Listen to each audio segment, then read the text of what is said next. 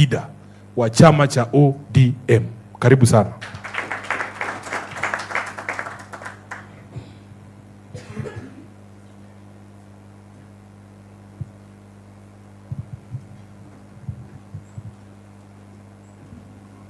Good morning, everyone. Let me start by saying that I'm very happy this morning, because when I was seated there going through the two documents, the one prepared by this Kenya Kwanza government and the other one prepared by Mwananchi, I could see that indeed Mwananchi is the government in waiting. Because if you look at what these people released yesterday, then you wonder what they had been doing for a whole year. And in fact, one of the resolutions of this gathering should be that Senator Zani-led committee should be surcharged for spending public money and doing nothing. But let me say this. During the funeral of our late party leader, Raila Amolo Odinga, I was given a chance to address the gathering. And I said that the greatest gift William Ruto was to give to Raila Amolo Odinga was not offering him a state burial, but implementation of the 10 points agenda. It is sad that more than 3 months after Raila was put to rest, our president has done nothing. And instead, yesterday, he paraded himself there to talk about what he has achieved, which was full of lies as a president, but not the specific issues in the 10 points agenda. I am happy today, wherever he is listening to us or watching us, he can see we are now telling him what he should have done. Let me now go to the issues. Let me start by devolution. Strengthening devolution. I heard them talk yesterday, how they are dispersing enough funds in time to counties. And it is sad that I saw a group of governors there clapping. When they know the truth, Governor Orengo is here, he will tell you. Senator Sifuna is here, he will tell you. Counties go for 3-4 months without disbursement from the national government. And they were seated there clapping to the falsehood that they get money in time. In the 10 points agenda, Raila wanted our counties to get a minimum of 450 billion shillings.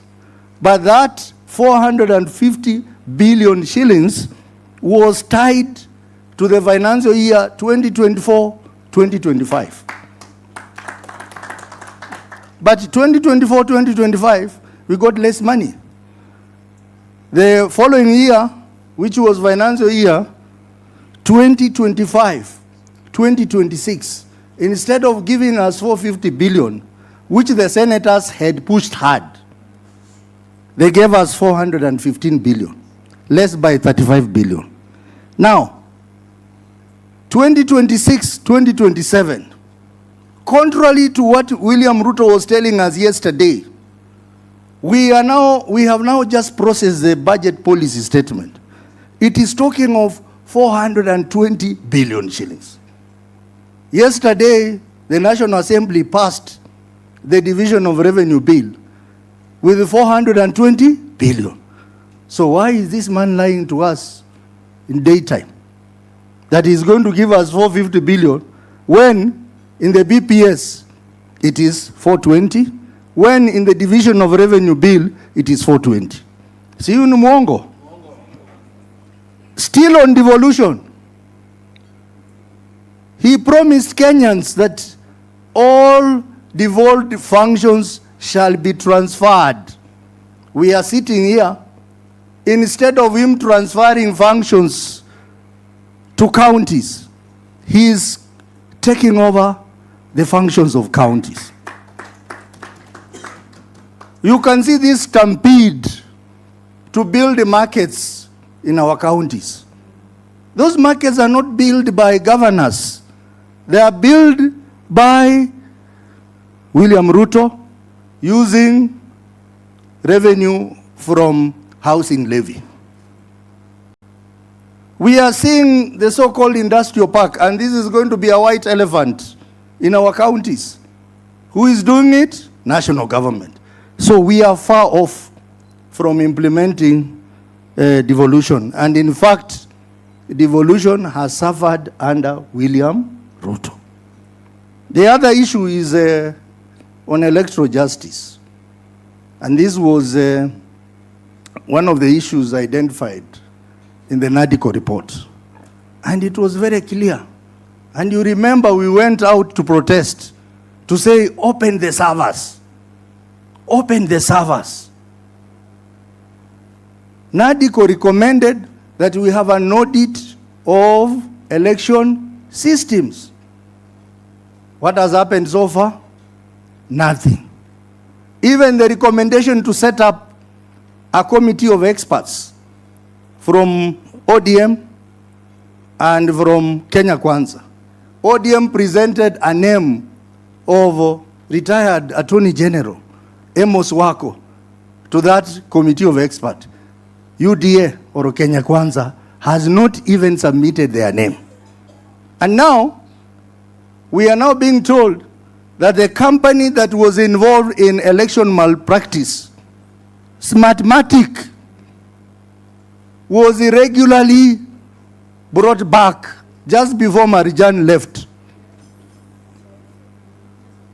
Just before Marijan left, they extended their contract. So nothing has been done so far on that. And that, William Ruto did not speak anything.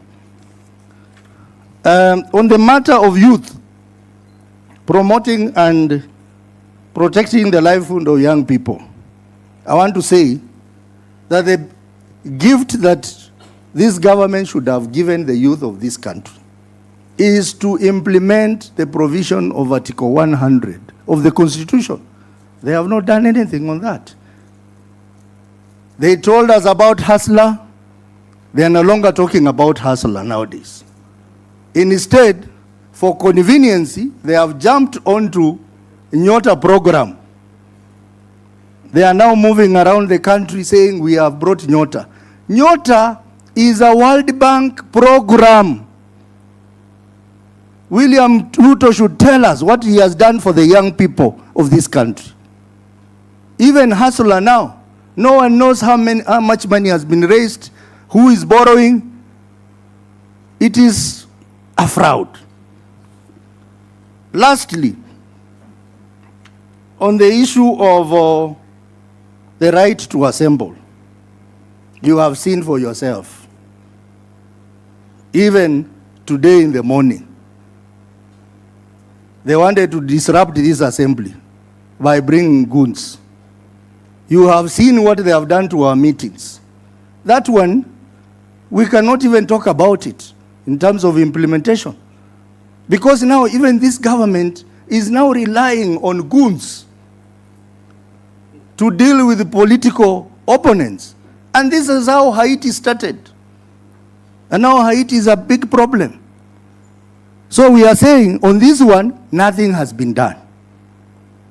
And this team is going to join the JNCs during the June anniversary.